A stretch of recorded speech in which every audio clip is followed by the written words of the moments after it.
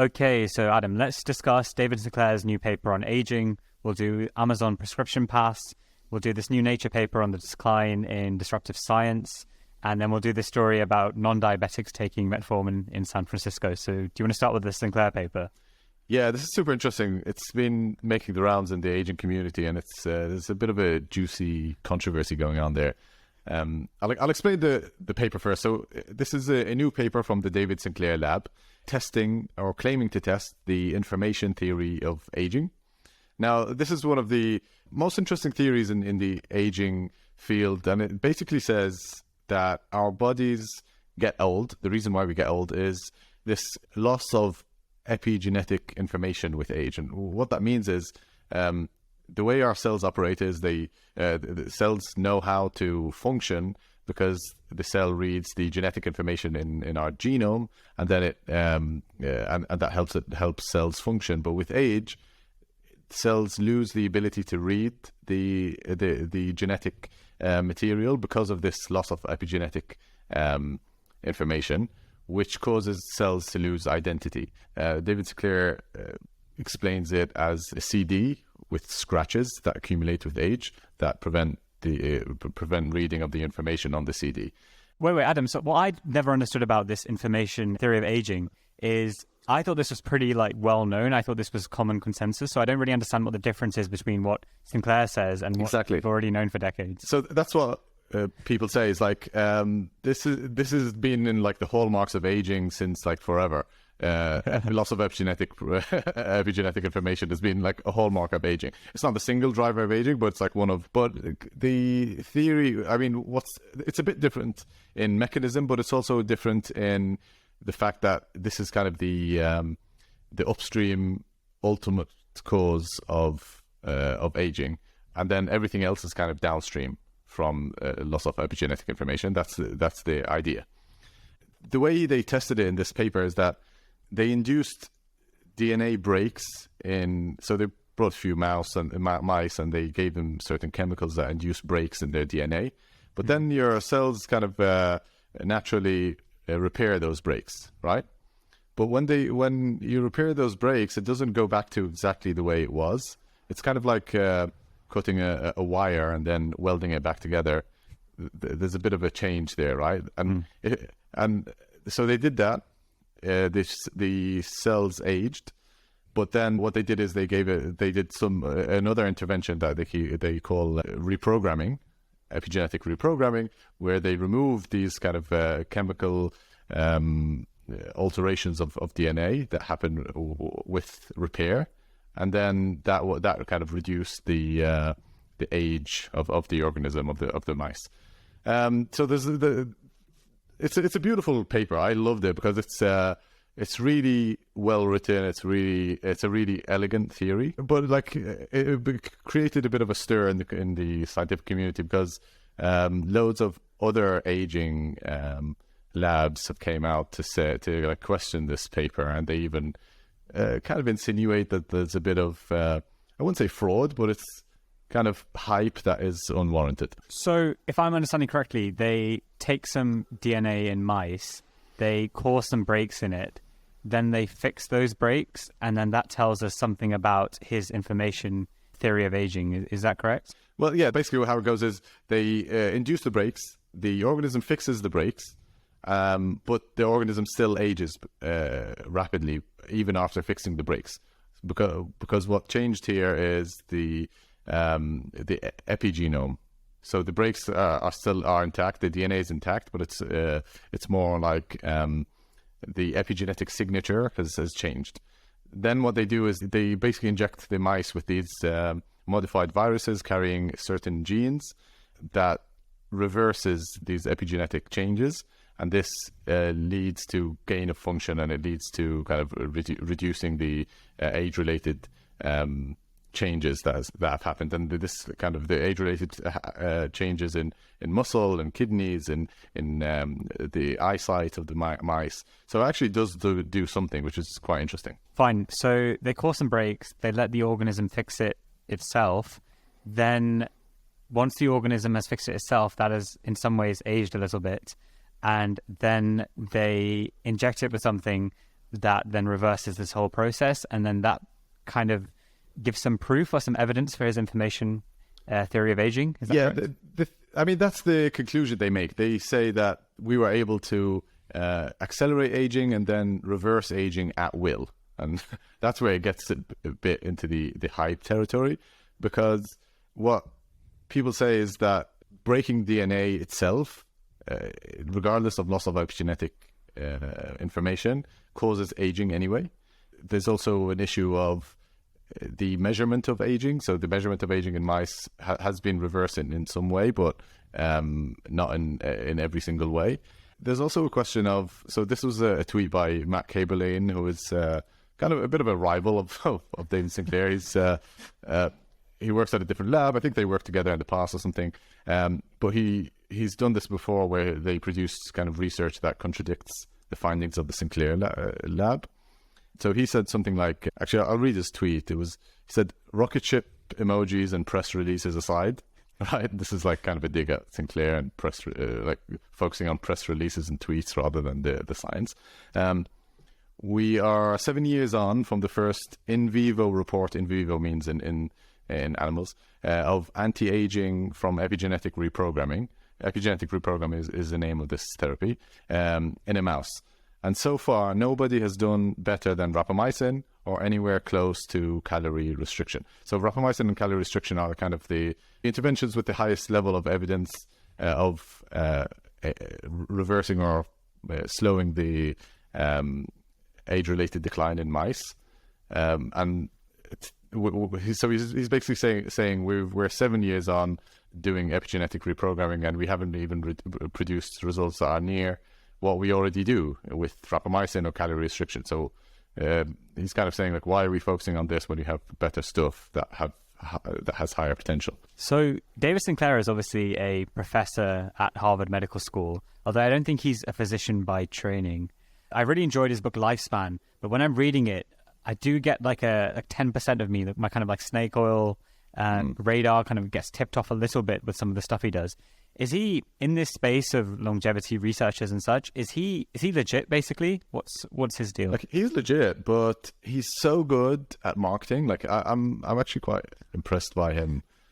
He's a really good marketer, don't you think? He's really good at navigating that kind of world of being legit, but also being interviewed on Time magazine and having bestseller books and doing, Joe Rogan.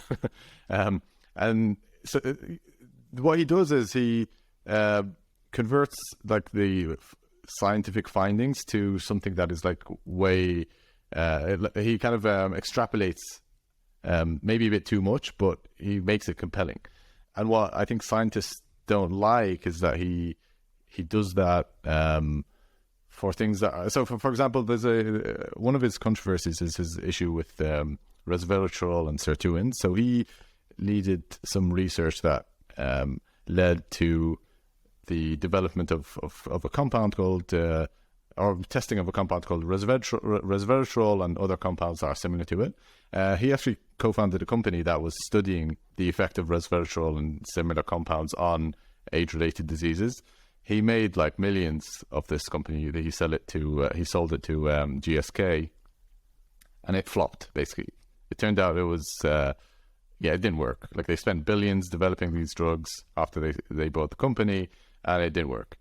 So some people kind of accuse him of hyping up that, because he's done this in the past. He's been hyping up, like he used to hype up resveratrol and his previous research. Now he's doing this with information theory of aging. He connects both of them in one single theory, but some people are kind of accusing him of hyping up his research to create demand for his companies. I saw this really interesting framework on a blog post ages ago, but it was about scientists and how they can basically be interesting or become good marketers. And it basically said that, like, science as a whole, I mean, it can be interesting, but a lot of it's pretty dry, it's pretty specific. But they said to unlock this kind of virality and popularity, you have to fuse your science with self-help advice. And I think in all the big kind of popular scientists right now, so we think of like Andrew Huberman, Maybe Peter Attia to a degree, definitely Matthew Walker, the sleep guy, and definitely David Sinclair. There's always a degree of like self-help and a bit of extrapolation and a bit of like, here's a mouse study, and if you take the same chemicals as this mouse, you're going to live to 150. So I think that's a really interesting framework where you just you marry your science or whatever with self-help advice. And I mean, I lap it up. I love it. Yeah, it's kind of like evidence-based self-improvement. But the thing is, like, so many people get away with like talking absolute shit, right? In the self-help world, and no one bats an eyelid. But when a scientist tries to do it in an evidence-based way, he gets attacked or she gets attacked. I think we kind of over focus on scientists and people who are legit when they try and navigate that world a bit too much, because like people are out there promoting like all kinds of bullshit. At least these people are trying to make it evidence-based and like keep it a bit grounded in science. And I think there is a bit of, I would say, like kind of jealousy towards the people like David Sinclair from other scientists who, because like, think of it this way, the kind of science world, you're working on something that is like super interesting to you, but no one else cares. Like you're the person who's like boring everyone out when you're talking about like these molecular biomedical experiments that you're carrying out. When someone asks you what do you do, and you start explaining, they're like, oh, you know, this is like the most boring thing ever. So for those who have the ability to translate the boring stuff to more interesting stuff, they become like rock stars of the science community. And I think people like scientists don't like that. So they start attacking these people for the hype they generate. But I think a lot of it is pure jealousy. So last week I was at this YouTube health event in London where, Vishal Varani, he's a doctor. He's launched or he's heading up UK's version of YouTube Health. And there were a few big medical YouTubers on stage. And I asked the question, which is basically, if you want to give legit health advice or like legit self-improvement health advice, it's basically pretty simple, right? It's like eat well, sleep, exercise, be around people. Like it's not rocket science, and all of this actually exists, and national bodies have loads of guidelines. Like all the stuff that's legit, basically everyone already knows about, and where doctors are already advising it, right? But I think there's another framework or another pressure that these health influencers feel, where to be interesting, you have to give something contrarian, you have to say something interesting. I don't think it's possible to really reach virality, become really big, just saying the evidence-backed stuff. I think there has to be a degree of speculation. You have to think of, talking about random research chemicals or random mice studies. Like, you have to have something there. So I have a lot of sympathy for them, basically. I think it's a very difficult job. It is, yeah. It's super difficult to, make it interesting. But it's also, maybe it's just like a bad business to be in. Although I'm guessing Sinclair is probably a Deca, if not 100 centi millionaire. I'm guessing he's doing well. Yeah, and but that's the thing. Like because he's really good at hype. If he was like super grounded and didn't engage in hype at all, he wouldn't be as successful as he is. But the thing is, sometimes it's not a bad thing, because he's probably generated a lot of interest in the field. He's probably brought in a lot of funding. So back in the early days of longevity, Aubrey de Grey was the hype man, right? Aubrey de Grey, if you haven't heard of him, he was the first person to he gave a TED talk back in the day about radical life extension. He founded the SENS Foundation, SENS. But anyway, he was the original David Sinclair. He was like a big hype longevity person, and he probably like single-handedly kickstarted a huge industry and a lot of funding into this space. A lot of what he said wasn't evidence-based, but it was kind of like optimistic, like a very optimistic way of interpreting science. And I think there's always going to be the pessimists who put the optimists down, and they're right. Like pessimists are always right, but the optimists are the ones who kind of drive things forward. If you're David Sinclair and you had his clout and his name brand recognition in the space, I would retire. But how are you making? You just want to do a cash grab. You just want to make a ton of money. What would you do? Would you do like a supplement? Would you do a business? Well, that's what he did. That's literally what he did. He's done that. He created a company basically that was looking into a resveratrol supplement, and he's on. I think he's part of companies doing NMN, which is another supplement that doesn't work. Is that money? And because I can imagine if you're like a rich tech person in the US and you're set on living for ages, I'm guessing he's top of your kind of list of people to call up. Is there much money in kind of personalized coaching? I'm guessing I don't think someone like David Sinclair would be a good coach. Like these people, most of these scientists who are popular in this space, all their experience is dealing with mice. So unless you're a mouse, I wouldn't call up David Sinclair. That's where like PTRT is quite interesting, because he is an actual physician who deals with patients. That's where what I do basically. I translate all the stuff that comes from basic research and clinical research into like actionable advice with patients. It's a totally different world, because you need to be grounded, like, or you're going to like harm the patient. Awesome. Anything else to say on that? Shall we move on to the Amazon story? Yeah, we can move on. What's the Amazon story? So Amazon just recently launched RxPass, or Prescription Pass, I think it's meant to be said. So this is basically Bezos has just entered the group chat in terms of pharmaceuticals. So essentially it's a service where Amazon Prime users can pay $5 a month and they can get all of their regular prescriptions under that price, basically. So it's just a total of $5 every month. And they've got like 80 medications, like generics. They've got stuff like the Sultan, which is for blood pressure, sertraline, antidepressant. Wait, so they don't pay, so you don't have to pay for sertraline or whatever? No. I think as long as you've got the prescription, you just you get it through your Amazon Prime, basically. And it's a flat fee. So you could be on 20 meds and it's still $5 a month. Wow. You can even get finasteride, which is the big hair loss drug, which is normally $260 a month retail. So you're getting that all. I don't think so. No, so. Is it not? That's what Amazon say it is. Yeah, that's probably like... this is what a lot of these companies do, like Mark Cuban's cost plus drugs. So what they do is basically they find like one medication that... so finasteride is an off-patent drug. Yeah. But if you buy a generic, it's like super cheap. But if you wanted to buy, I think it's Propecia is the... Propecia, yeah. Is the main one. Yeah, that might be still expensive, but no one buys that anymore. Yeah. Fair enough. But they won't advertise that on the website. But that's what Mark Cuban does. They reduce one drug, like insulin or something that's really popular, and that generates the headlines. And then they sell all the other drugs at basically the same price as any other pharmacy. But they use one drug as kind of free advertisement. Wait, so so the background of Mark Cuban's thing is that he's a billionaire, he's on Shark Tank, he owns the Dallas Mavericks, which is a basketball team. And essentially he's a guy who has fuck you money, and he's decided the state of the US pharmaceutical industry is a joke in terms of how much patients and insurers are being charged or charging for drugs. So he has this formula where he has this website called costplusdrugs.com. You pay for the cost of the drug, 15% markup. There's a small pharmacy fee and then delivery, and that's it. So the headline one on that, so this is interesting because you're basically a cancer doctor. So imatinib, which is quite an expensive cancer drug, I think the 1 month supply for the brand version of that is $2,500, and on Cost Plus Drugs you can get it for $14 a month.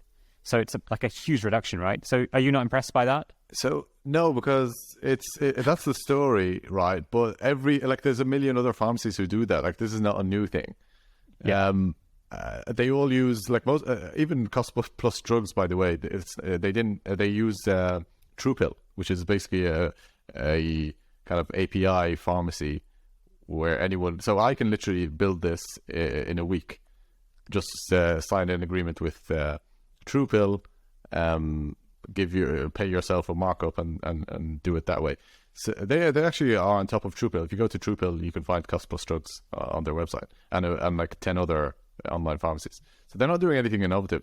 It's literally just a front for an existing pharmacy who do it.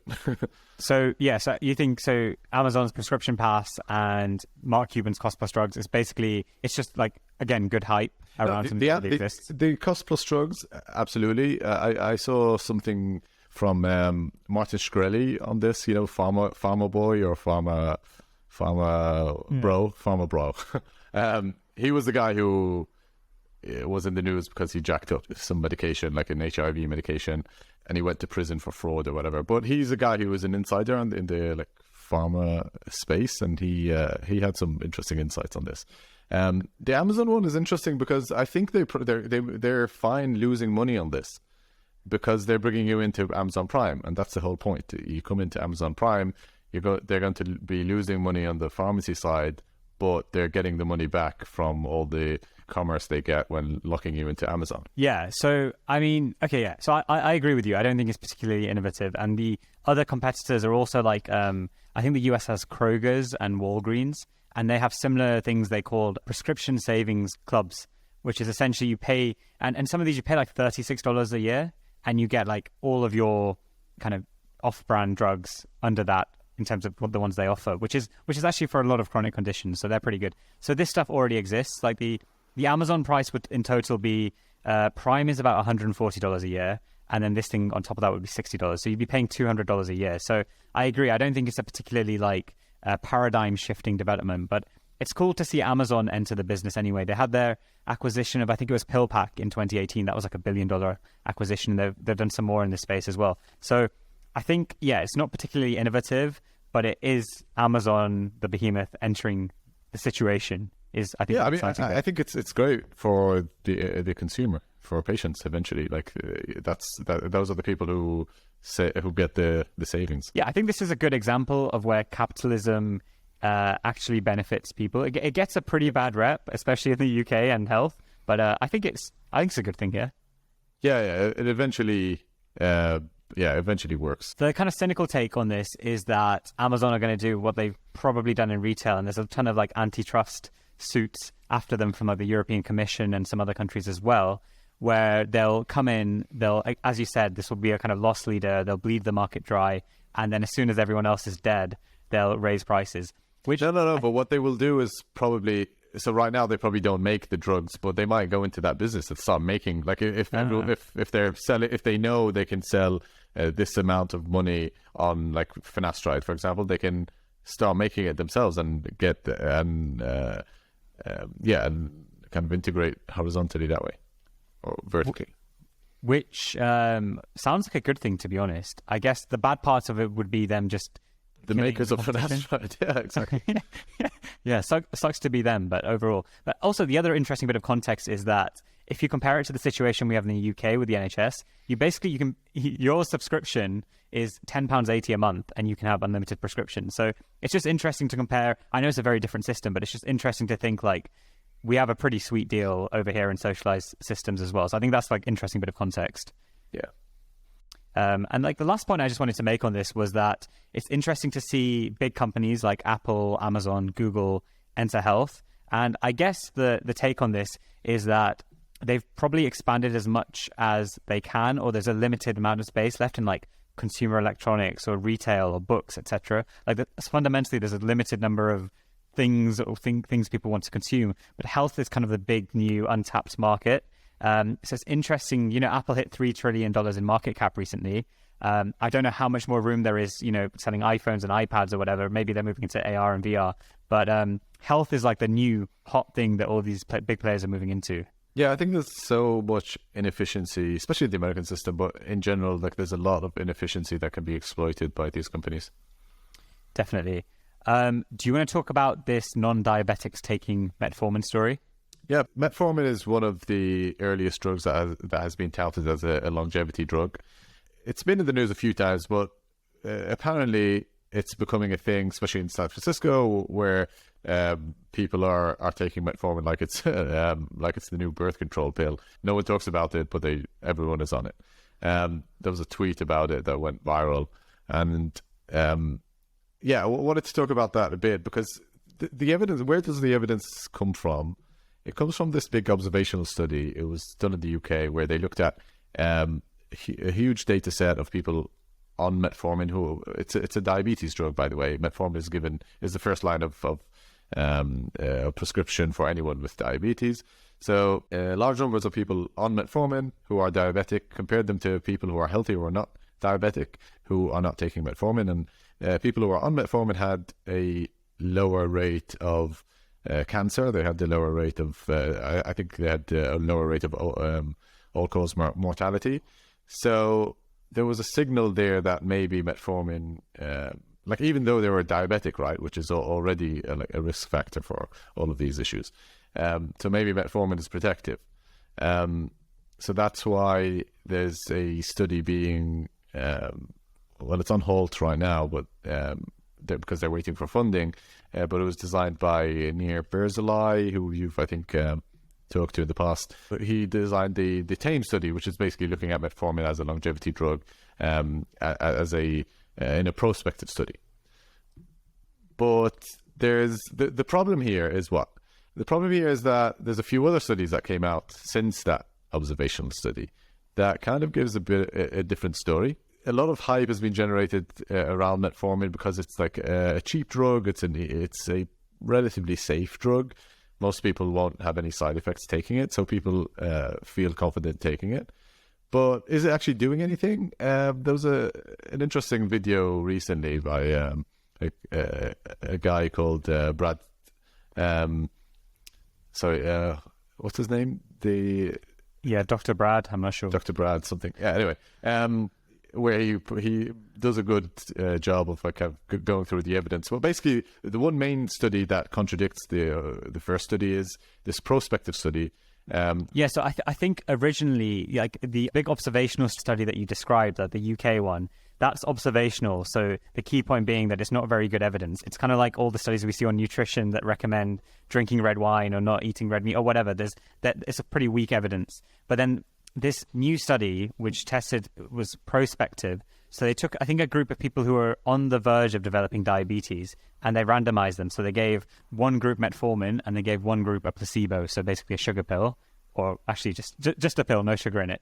And they found basically that when they randomized it, and I think they followed them for like 2 decades, there was no difference in mortality. So in like the higher quality evidence that's come out recently, it really doesn't show that there's any longevity benefit for non-diabetics to take metformin, essentially, which is what everyone, kind of all the tech bros, all the tech girls, all of the San Francisco crowd who have been taking kind of metformin secretly have been hoping for. So I guess we're at a stage now, like, you know a lot more about this than me, but we're at a stage where the evidence for metformin as a life extension drug is pretty weak, and there's actually some pretty good evidence that there's some side effects as well, right? Yeah, so I would say on average, it's probably not effective for longevity purposes based on the study.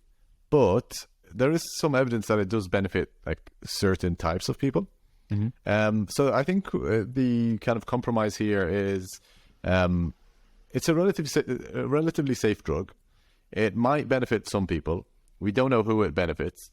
So there's no harm in trying it if you fit a certain criteria and then measuring its effect on your health. So under medical supervision. Under medical supervision, obviously, it's a prescription medication. Yeah. So that's where I would. So this is what I would say to a patient who is asking for metformin, for example.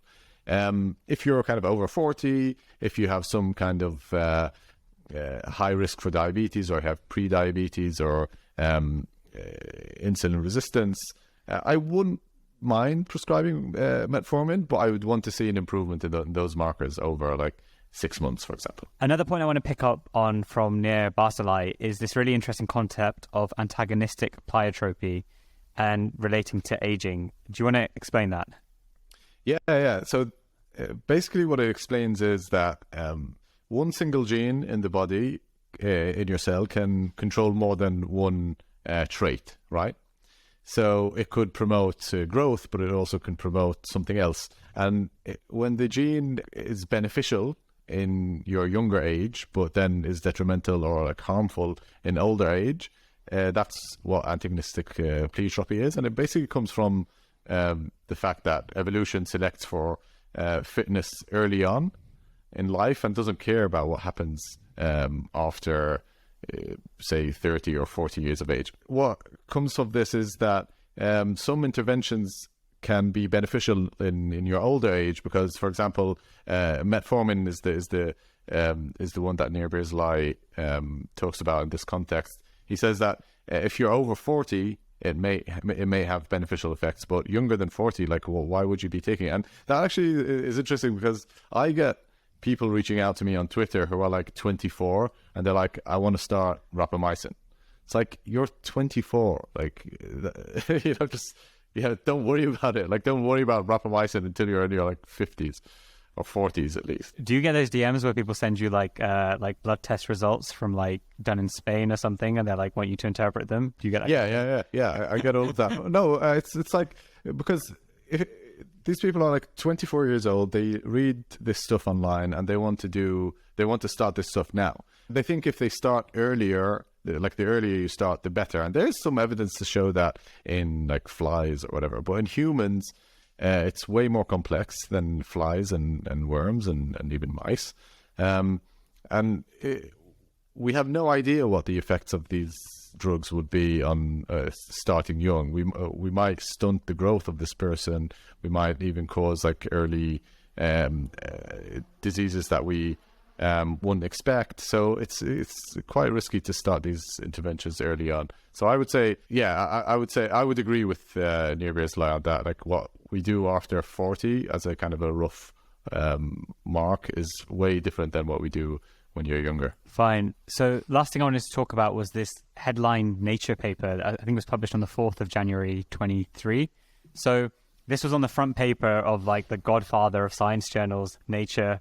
And essentially their finding was that despite the fact that we're publishing more science than ever, we're becoming less disruptive. They did this really cool thing. So they look at 45 million papers and 4 million patents, and they make this thing called the CD index. So the CD index basically says that there's two things we can do when we're doing science, right? The C means consolidation. So we're taking like stuff we already know and just writing papers and making studies that are kind of confirming it, right? So that's kind of like incremental progress. It's like the small steps. Then there's like disruptive science. So that's what the D stands for. So CD index. Disruption is when you get the paradigm shifting stuff, the new stuff that really changes the direction and makes us question everything we believed. And they made this index and they applied it to all this research over the past, I think, 6 decades. And essentially they found that, we're publishing way more science and it's way less disruptive than before. So I think what the interesting bit maybe is their analysis of why this is happening. And I'd be curious about your thoughts here, but they essentially, the 3 reasons they say that this is happening is first that there's... Before we go into that, because I didn't actually read like the paper in detail, but the thing that stood out to me was I just looked at the reduction in quality of disruptive research over time, and it started to go down rapidly after the 50s, which is coincidentally when peer review started to become a thing. I think there might be a correlation there. There's a really good article about how peer review has basically ruined science. Like, it's a good idea in theory, but in practice it just doesn't work, and it leads to less disruptive science being done. I think that's fair. So you think the peer review process, by the fact that you have to get a number of your fellow peers in the field to kind of vet what you say and approve it, that kind of reduces the variability and like these brain shot or loon shot ideas? Yeah, because basically what you get is in like practicality, what happens is you either get your friends, people you know, to peer review. If you're like a well-established researcher, people will know you. They'll kind of do it for you, and then you do it for them. There's a tit-for-tat component. And then there's also the kind of older generation, the old guard aren't as receptive to new ideas as the younger generation. So there's a bit of that. They would be kind of less receptive to disruptive research. And then there's a nice article about this, but basically it says that all of the issues that peer review tries to solve are actually not solved. One of them is, for example, publishing bad science. What happens in reality is you go to one journal, they don't publish it because it doesn't go through their peer review. You just go to another one. Eventually you'll find someone who'll publish it, and it's still published. So it doesn't actually prevent bad science, but it just has these like third order effects that lead to less disruptive science being made. And I guess the big scandal that links to this was the Alzheimer's amyloid plaque hypothesis. And from my kind of understanding, it was basically that we've for decades not really had a lot of progress in Alzheimer's prevention or treatment. And it seemed like the fundamental building blocks of what we believed causes Alzheimer's, which seemed to be this kind of amyloid plaque theory and buildup of plaque. Like those original studies the data had been fabricated. So we'd basically been going down the wrong track for so long, and that might have contributed to why we've not made as much progress as we'd like to. Yeah, which is what peer review was supposed to prevent. But it doesn't. And it never does. That's the thing. Like there's so many examples of this. Yeah. So the explanations they gave, they didn't give peer review as an example, I don't think, from my look over. They said there's a reduction. This is more of a bro science Twitter kind of theory. So they said, I know I prefer those ones. So they said there's a reduction in the diversity of work being cited. So there's kind of like this Pareto distribution where the top 1% of papers are being cited, 99% of the time. They said there's more self-citation, which the cynical take on it is just people kind of trying to up their own citations. Other take could be that people are just more, they're just staying to what they know. And then the last point I thought was interesting is this links to another kind of tech bro concept, but it was that we're increasingly citing older work in our science. And this, I think, is a really interesting point because there's a lot of narrative on, have you heard of this thing like the Lindy effect? Yeah, it's a Libyan concept. Yeah.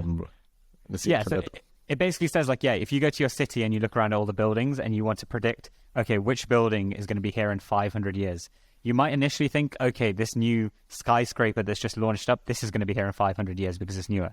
But actually, it's probably more likely to be like the old cathedral or the old library, essentially saying that stuff that's been here for a long time is more likely to be here in the future for a long time as well. And basically giving some virtue to the kind of original first principles or the original knowledge that's built up. So a Lindy person might say, stop wasting your time on like Twitter and blog posts and new papers. Why don't you just go read Darwin, Origin of Species? Like you'll learn way more from that.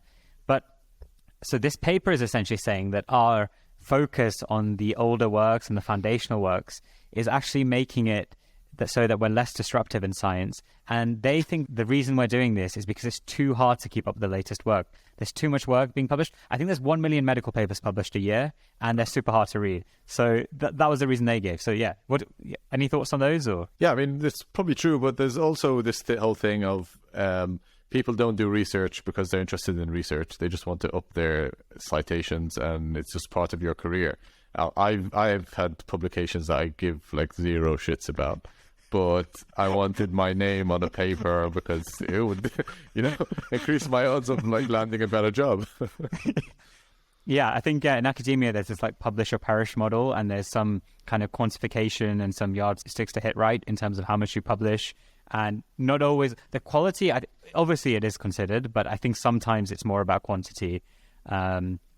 Interesting. So they suggested some solutions, and one of them was giving like early researchers just the opportunity to have a sabbatical where they just spend a year like reading, just learning and doing that instead of having this pressure to keep on publishing, which I think is a good idea. Yeah, I think that's a fantastic idea. They also said funders should support more risky projects. So maybe the more kind of like venture capital approach rather than maybe a PE approach to research. And I think this, we don't have a lot of time, but there's the Vita DAO thing, which I think is quite interesting, where they're essentially, a DAO is essentially like a WhatsApp group with some money attached to it.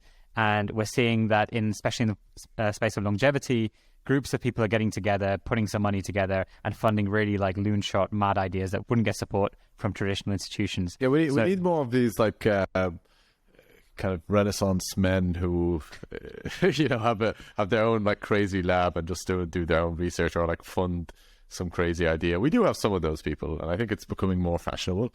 But yeah, I mean, the problem is a lot of this research is the ROI on this research isn't clear. So that's where it comes down to either philanthropy or government support.